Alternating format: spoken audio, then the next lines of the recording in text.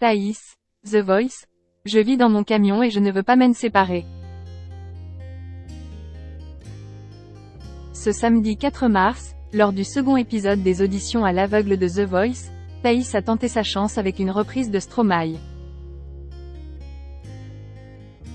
Si les coachs ne se sont pas retournés, la jeune chanteuse ne baisse pas les bras. Thaïs n'a pas convaincu les coachs de The Voice ce samedi soir lors du second épisode des auditions à l'aveugle, mais la jeune femme de 25 ans garde le sourire et espère tout de même que la chance lui sourire suite à cette diffusion.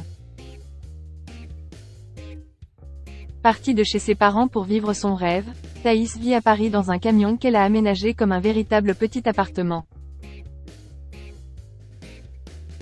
Son quotidien n'est pas simple, mais elle vit de sa passion. La chanson. Rencontre. Que retenez-vous de votre passage à The Voice? Thaïs, que du positif et surtout de l'expérience et des choses jamais vécues auparavant. Vous n'avez pas une histoire commune. Vous êtes parti de chez vos parents, pour vivre à Paris dans une camionnette, car vous souhaitez devenir chanteuse. Thaïs, en effet. Rire.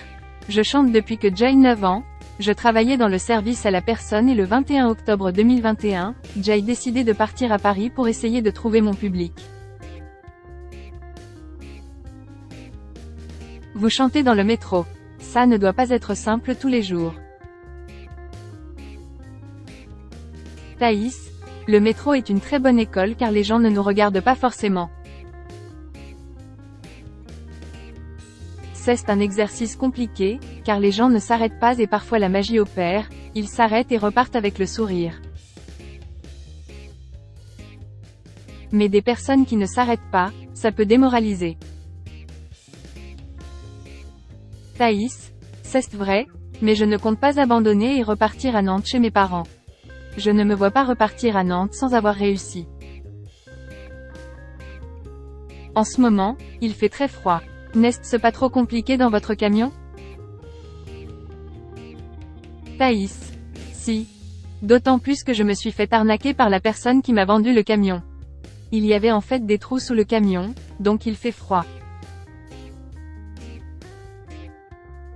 Il est en réparation depuis 3 semaines, et pour payer ces frais-là, je dois aller chanter un peu plus dans le métro. Gagnez-vous convenablement votre vie?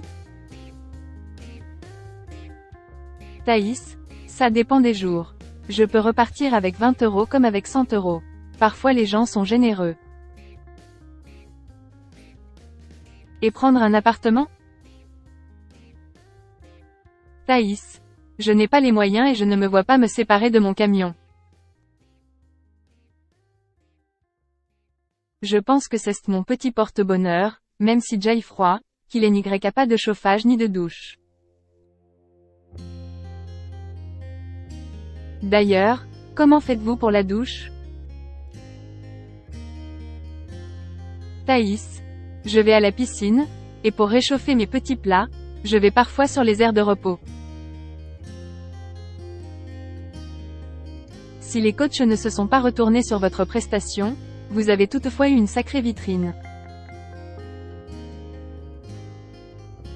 Thaïs, exactement. Ça fait longtemps que je fais des castings, et on m'a toujours dit non, donc j'ai un peu l'habitude. Sur le coup, j'étais souriant, mais le soir, en rentrant dans mon camion, dans le froid, on se dit que c'est le nom de trop, que la porte se referme. Et le lendemain, je suis allée dans le métro où j'ai chanté Papa Où t'es, comme dans The Voice, et une femme est venue me dire de faire l'émission. Je ne pouvais rien lui dire, mais c'était compliqué. Pendant une semaine, ce n'était pas simple, mais avec le recul, je pense que ça me donne encore plus de force. Puis je ne compte pas abandonner, même si j'ai 80 ans et que je galère.